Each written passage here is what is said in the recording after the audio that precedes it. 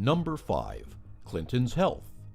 Are we really supposed to believe that a 65-year-old woman dehydrated by the flu might faint, hit her head, give herself a concussion, and then 2 weeks later suffer a related complication? That was the question making the rounds in late 2012 and well into 2013, most prominently on Fox News and Glenn Beck's Blaze TV. Recall that in December of 2012, 3 months after the deaths of 4 Americans during the attack in Benghazi, Clinton canceled testifying in front of 2 congressional committees holding hearings on the tragedy. This all sounded convenient to conservatives. 2 weeks after the concussion, Clinton was hospitalized with a blood clot related to her fall, a not at all unusual complication in such a case. Despite Clinton returning to work in early 2013 and eventually giving a vigorous defense during the Benghazi crisis, morphing now into questions about whether Hillary is too old to be president. Number 4. What about Benghazi anyway? So many conspiracy theories surround the September 2012 attacks that it could easily wind up being the whitewater of a Hillary Clinton presidency. A single word acting as code for all sorts of nefarious activities that, at the end of the day, add up to nothing, which won't stop the overzealous investigations and accusations. The most ridiculous charge over Benghazi is that within hours of the attack, Obama and Clinton aides recognized that it could hurt not only the president's chances for winning the upcoming 2012 election, but could also destroy Clinton's presidential hopes in 2016. Thus, the aides started immediately spinning the attack as being a spontaneous protest against a YouTube video that went out of control and resulted in the burning of the consulate and the deaths of 4 Americans.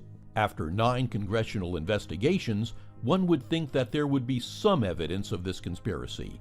That there is none will not stop anyone on the right from leveling the charge. Number 3. Hillary and Huma, a Muslim love story? Did you think Hillary and Huma not tossing their change in the Chipotle tip jar was the worst behavior these two ever loosed upon the Republic? Because you would be wrong. They are also secret lesbians intent on abetting the Muslim Brotherhood's infiltration and takeover of the American government. It's on the internet, so it must be true. The lesbian rumors have dogged Hillary at least since alleged Bill Clinton paramour Jennifer Flowers talked about them in the pages of august journalistic publication Penthouse back in the early 90s. It is also rumored that Clinton will publish an explosive tell-all book before the election in which she reveals that she is really a lesbian and the stories of the affair are true. Number 2. Baby fever. Hillary Clinton has a lovely daughter named Chelsea, who at the age of 30 married her longtime boyfriend. In early 2014, at the age of 34, she and her husband announced they were starting a family, as young people are wont to do. You know what this means. Hillary ordered Chelsea to make her a grandmother in order to soften up the candidate's image before the 2016 campaign. Yep, people were seriously asking. Depending on your point of view, it's either completely sexist or completely absurd. But these are the Clintons. Certain people will assume that everything they do is calculated with their political ambitions in mind. Number 1.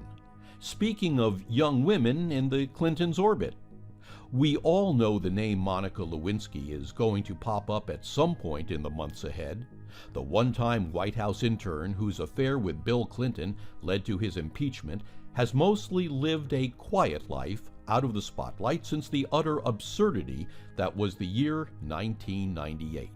But the word Monica is a talisman of sorts to conservatives, one they can spit out like Tourette patients every time the phrase war on women slips into the political dialogue. In May of 2014, Lewinsky published an essay in Vanity Fair about the affair and its aftermath, which left her life an unemployable punchline, her life a total shambles. Why come out of the shadows?